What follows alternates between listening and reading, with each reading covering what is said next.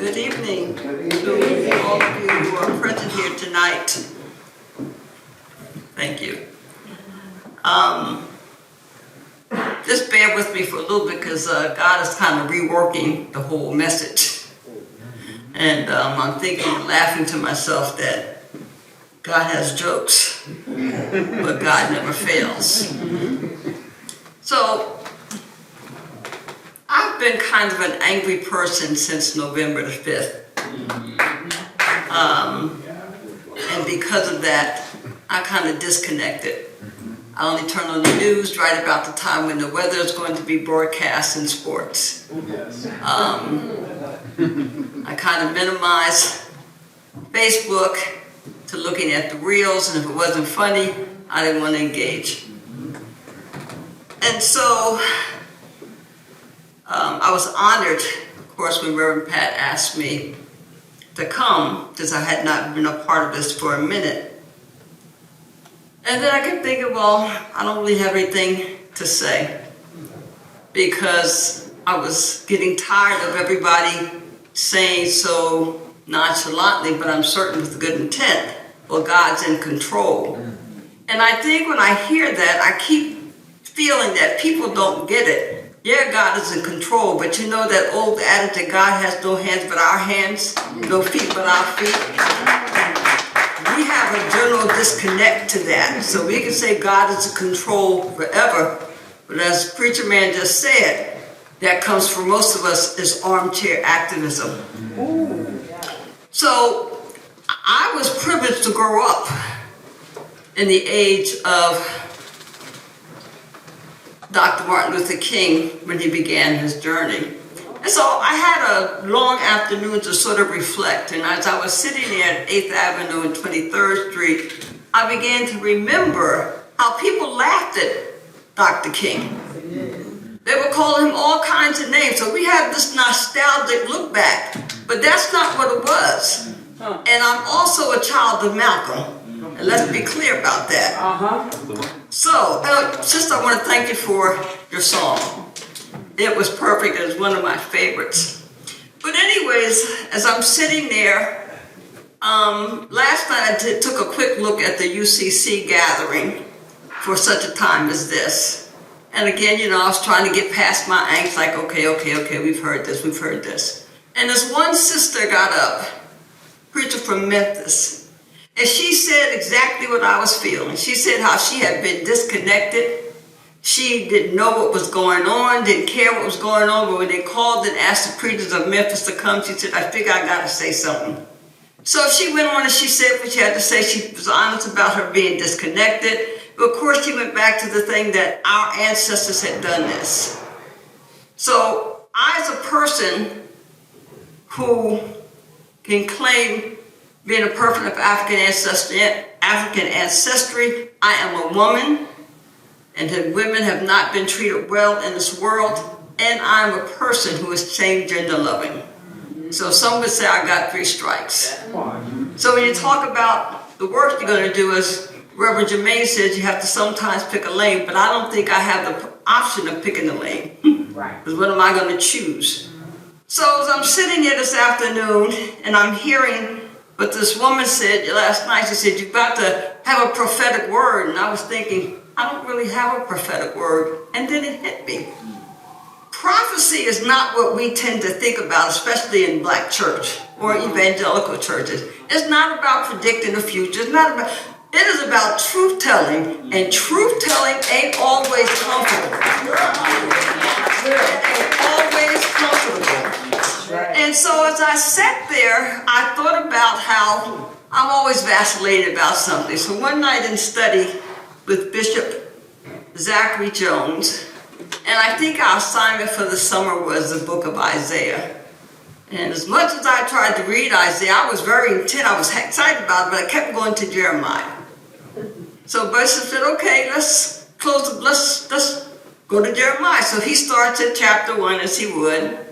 And so the words that rang out were these. It says, before I formed you in the womb, I knew you. Before you were born, I set you apart. I appointed you as a prophet to the nations.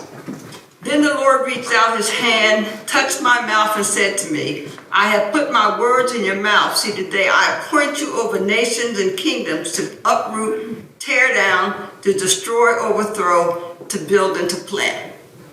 At that, Bishop said, let's close the book, Gil. You found your calling, let's move on. Because it spoke so much to me. So as I thought about it, I was sitting there, as I said to Reverend Jermaine, I said, I think I'm going a slightly different way. So this hold on theme is resonating. And the song that he sort of preached from was one of the ones that kind of came to me as I was reading. But I was like, that's not the message I want. So as I'm sitting there thinking about this, I remember out of prayer this morning, the ancestors were whispering, we're coming strong on your behalf. And I'm like, well, where does this come from? And I'm pretty sure some of you know it's a song from Donald Lawrence, and it kept getting louder and louder and louder in me. And so I thought, okay, so we talk about what our ancestors went through. So as I said, I lived through the Malcolm and Martin era. I was also coming of age at Stonewall. How much guts that took. Well, it's kind of like a moment, somebody said one night, I happened to know someone who was actually there. A lot of people claim to be there. But Jean was up in the mix. She was in the cut. And she said, it was one of those times when somebody said, whatever. And then somebody said, MF not tonight. And it jumped off. So I thought about that. Sometimes you just got to get tired. That's right. And step out. That's right. One of the things I have been doing in my disconnect is I have read and looked at everything I could about Dietrich Bonhoeffer.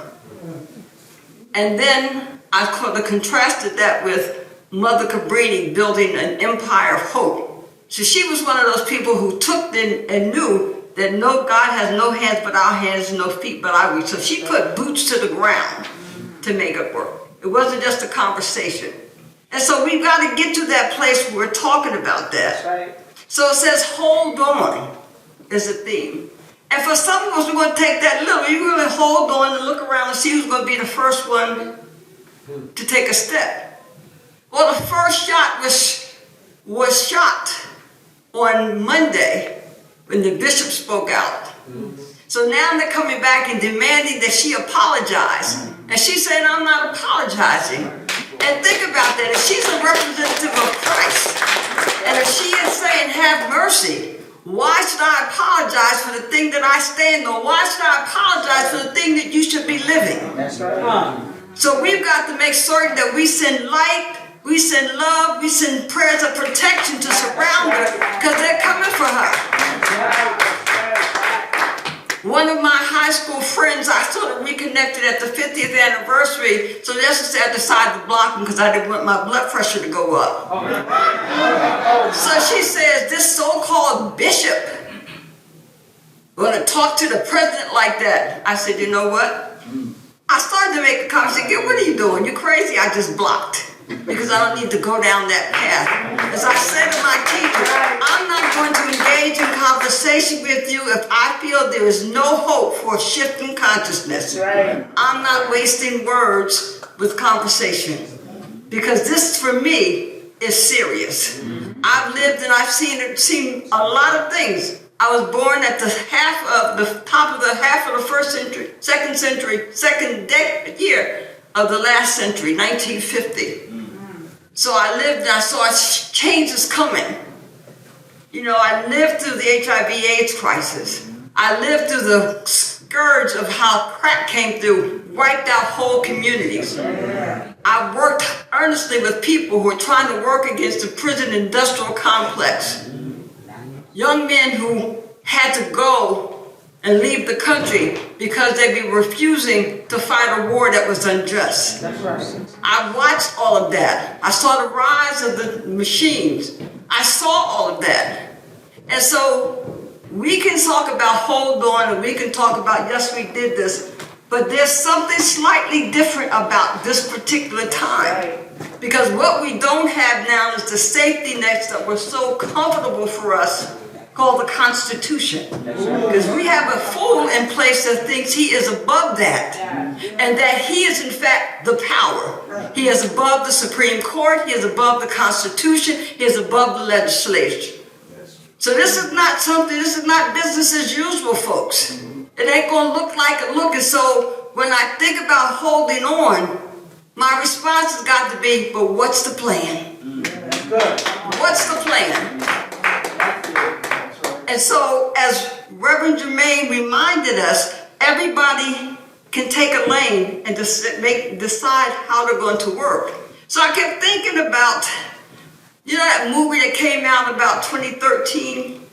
One of the predilections of me getting older, suddenly I like action movies. Didn't like them when I was younger, but I really like them. John Wick is my favorite, but that's another conversation. This is the truth. The last time I saw John Wick, I saw the 3.